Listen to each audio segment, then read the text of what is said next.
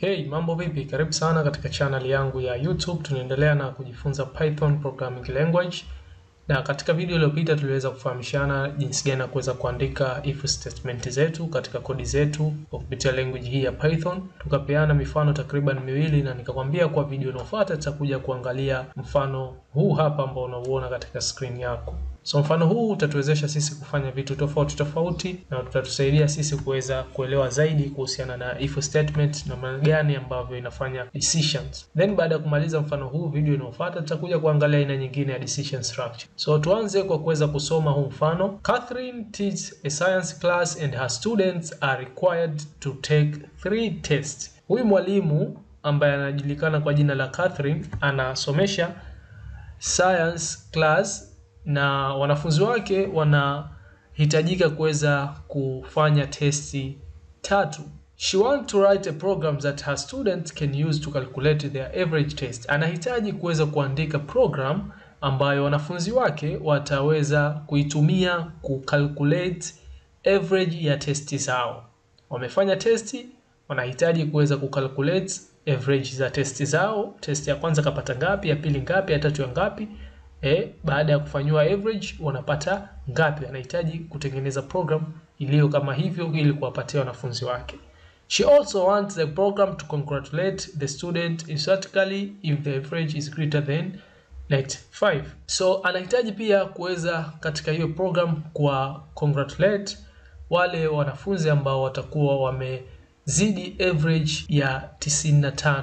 Moja kwa moja wanafunzi atakayepata zaidi ya 95 kama ni average yake, hiyo program ambayo anahitaji kuitengeneza impe hongera kwa kuweza kufanya hivyo. So hapa kuna algorithm ya pseudocode ambayo tuna uwezo wa kuifuata na ikatuongoza katika kutengeneza hiyo program. Kitu cha mwanzo ni kuweza kuget the first test score, then kuweza kuget second test score, kuweza kuchukua test ya kwanza ya yule student aliyopata maxi, then test ya pili tutachukua na ya tatu tutachukua. Then baada ya hapo ita calculate average, kisha ita display average ya huyo mwanafunzi. Na kama average itakuwa ni kubwa zaidi ya 95, basi itampa hongera huyo mwanafunzi programu yetu. Kwa kitu ambacho tunaenda kutengeneza kwa ufupi ni program ambayo itamhitaji mwanafunzi kutia maksi zake zote 3 za testi 3 anazofanya. Testi ya kwanza atatia, ya pili atatia, ya tatu atatia. Then baada ya kutia atakuwa na uwezo wa kuona average yake. Maana yake itafanywa pale calculation zile test alizotia 3 na ataona average yake. Na kama mwanafunzi huyo atakuwa amezidi 95 average yake, basi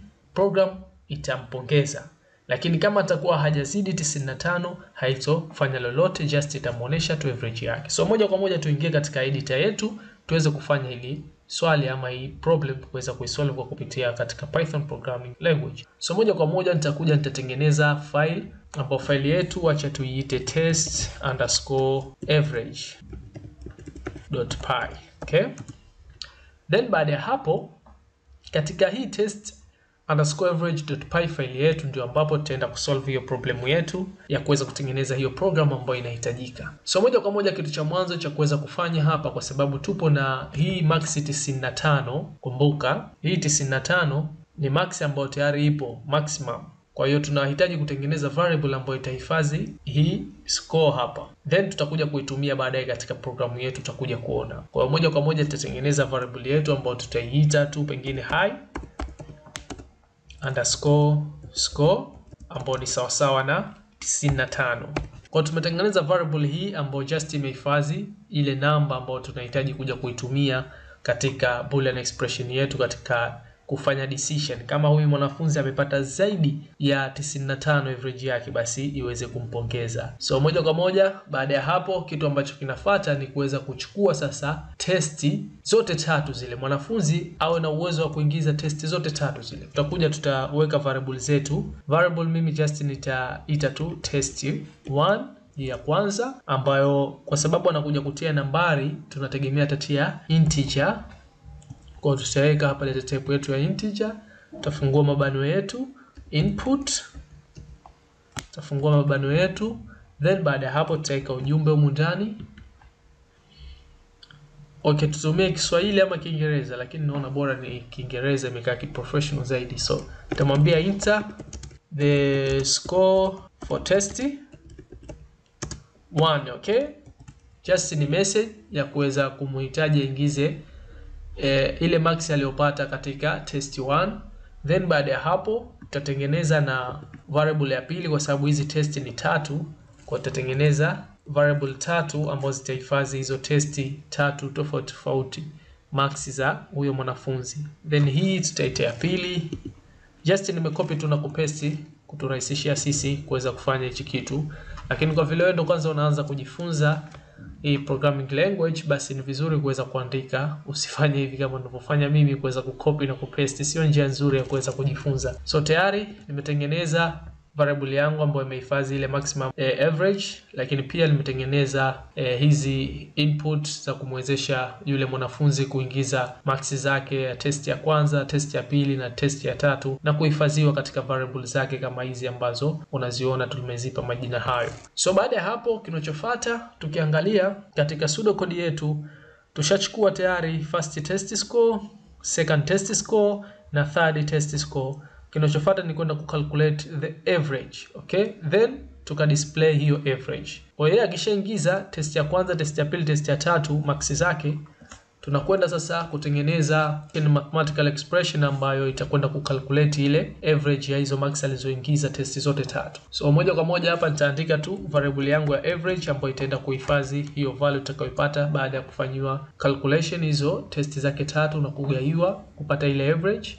Then tutaweka mabano kama hivi, tutaweka variable yetu ya kwanza test 1, tutaweka jumlisha test 2 jumlisha test 3, then nje ya mabano yetu haya tutaweka gawa, tutaweka 3. Hivi vitu vyote ambavyo tunavifanya hapa tayari tumeshasoma, tumeshajifunza katika video zilizopita. Lakini tulipokuwa tunajifunza, sometimes unaweza kuona kama hutoona umuhimu wa vile vitu, lakini sasa hivi sasa tunaona sasa wapi ambapo vinatumika. Kuweza kuweka mabano kama hivi, kutumia hizi math operators ya division, additions. Kwa kupata average kawaida tunakuwa tunachukua ile total ya item zetu tunagawanya na total yao. I mean tunachukua zile item zetu tunazijumlisha, halafu tunagawanya na total zao. Kwa hiyo haya masomo yako matatu, test 3 hizi marks. Kwa hiyo tumeweka ya kwanza jumlisha ya pili jumlisha ya tatu, then tukagawa na total yao ambayo ni masomo matatu haya. So hapa kitakachopatikana ndio itakuwa hiyo average ya huyo mwanafunzi katika hizo testi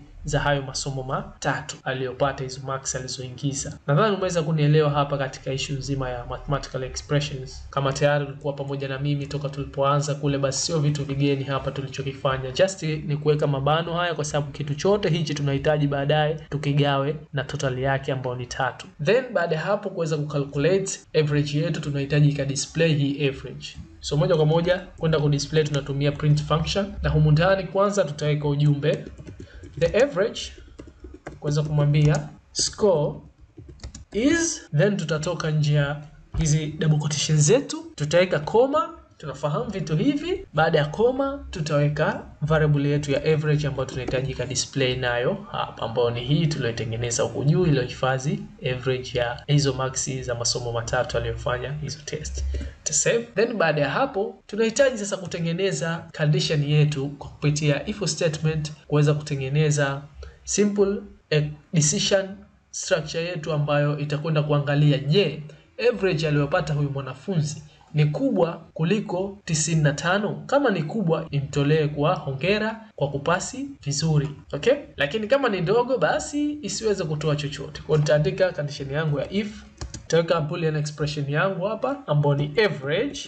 Kumbuka hii average ni variable ambayo tumehifadhi hapa, ambayo inaenda kupatikana kwa kupitia calculation ama mathematical expression hii. So average ni kubwa ama sawasawa na 95. Kama ni kubwa ama sawa na 95, basi iweze kumpa hongera huyo mwanafunzi. Lakini kama sio kubwa, basi isiweze kufanya lolote. Lakini ukiangalia hapa hatuna haja sisi ya kuandika hapa 95, kwa sababu 95 tayari tumehifadhi katika variable yetu hii hapa ya high_score. Kwa hapa just ni kuandika tu jina la variable yetu. Nadhani umeona matumizi ya hii variable tuliyodeclare mwanzoni na tukaiassign na ile value yetu ambayo tutakwenda kuitumia hapa katika boolean expression. So baada ya hapo kama kawaida tutaweka koloni yetu, then nita click enter, na tayari nimo ndani ya if statement yangu. Nitaweka vile vitu ambavyo nahitaji viende vika display Endapo tu if statement yetu hii boolean expression yetu itatoa jibu la true. Hapo mimi nitaenda kutoa ujumbe print. Nitamwambia congratulations. Okay, then nitaweka print function nyingine hapa. Nitaandika that is a grade average. Okay, nadhani inatosha hiyo. Kwa hiyo just ni kumpongeza tu yule mwanafunzi kapata average nzuri kwa kuvuka zaidi ya 95 au kwa kupata hiyo 95. Ukiangalia hapa tumetumia relational operators ya greater than or equal to. Hadi hii 95, kama kuna mwanafunzi baada ya kufanywa average hii akapata 95, basi naye pia atapewa congratulations yake. Okay, nimekosea spelling kidogo. Congratulations. So nikisave tayari programu yetu itakuwa imemaliza. Kwa hiyo nikiweza kurun hapa, labda turun tuweze kuona output. Hakuna error yoyote iliyotokea. Kitu cha mwanzo ilichoniomba programu yangu, programu yangu enter the score for test 1. Kwa hiyo mwanafunzi ataingiza test 1 82, ta click enter. Okay, kama unakumbuka nimekwambia katika hii run ambayo tunaitumia katika VS Code editor sometimes inakuwa inasumbua. Kwa hiyo ni vizuri kuweza kutumia ile terminal kuweza kurun program ambayo itahitaji input. Kwa hiyo nitafungua terminal yangu hapa ambayo ni hii, moja kwa moja itakuja path yangu, itanipeleka mpaka ndani ya folder langu ile la Python course. Lakini ukiangalia hapa sisi tumo katika folder la decision structures. So katika hii Python course tutaingia cd decisions, click to hapa decision structure, tutaingia humu. Kwa tayari tunaipata faili yetu ya test_average. So moja kwa moja nitaweza kurani hapa kwa kuandika jina tu la hiyo faili yangu test, ta click tab. Hapa imemaliza, click enter. Okay, imesha. Okay, why haija run? Wacha tuandike test_average, enter. Some errors, pi test_average, enter. Okay, why hey run, just to clear. Okay, pi average or test, click tab, tamalizia, click enter. Tayari imetoka. Error usiogope, error ni mojawapo ya vitu ambavyo vitakujenga katika programming. Kwa hiyo usiogope kupata error. Kama unavyoona nimepambana na error, nimeweza kujua error gani ambayo ilikuwa inasumbua just kwa kutokuandika tu hii pi. So enter the score for the test 1. Kwa ataingiza hapa 82. Kama unavyoona sasa hivi tunaweza kuandika, nita click enter, itamuuliza tena aingize test ya pili. Kwa ataingiza hapa 76. Nachukulia kama mimi ndo student, naingiza hizi test zangu nilizopata. Nita click enter. Test ya tatu nitaingiza 91. Kwa nita click enter, nitaletewa average. Na average ukiangalia nimepata 83.0. Ndo average score niliyopata. Lakini if statement haijaweza kufanya kazi hapa kwa sababu imeleta jibu la false. Average yake ilipoangaliwa kama ni kubwa ya 95 ikaonekana sio kubwa. Kwa hiyo false, vilivyomo vyote katika if statement havijaweza kufanywa kazi. Sasa wacha tufanye tena mfano wa pili hapo katika kuingiza input zetu na tuone endapo average itakuwa ni kubwa ya 95.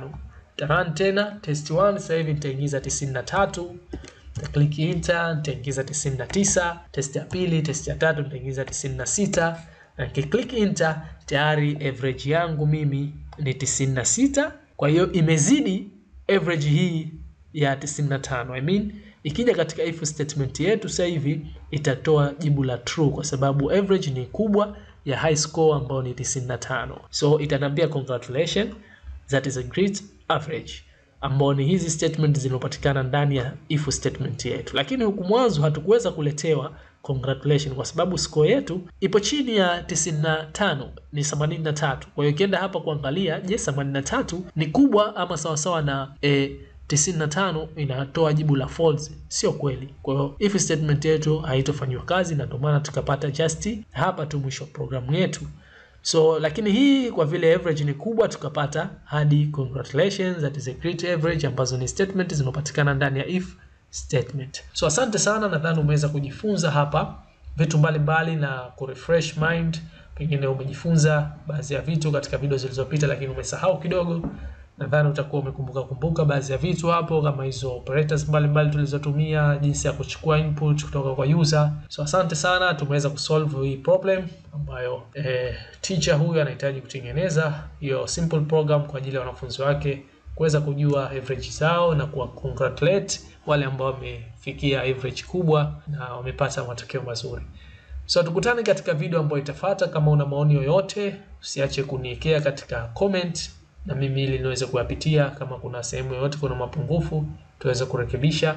Tukutane katika video ijayo, tutakuja kujifunza decision structure aina nyingine ukiachilia hii if statement ambayo tumejifunza. Kuna na decision structure aina nyingine if else ambazo zinapanuka kidogo tofauti na hii if tupu kama hivi ambayo tumeiona katika hizi program zetu, tutakuja kuona. So asante sana, share na wengine wapate kujifunza. Subscribe my YouTube channel kama bado hujasubscribe, ni mpya katika YouTube channel yangu, ili usiweze kupitwa na video nzuri kama hizi ambazo tumekuwa tukijifunza mara kwa mara. Asante sana.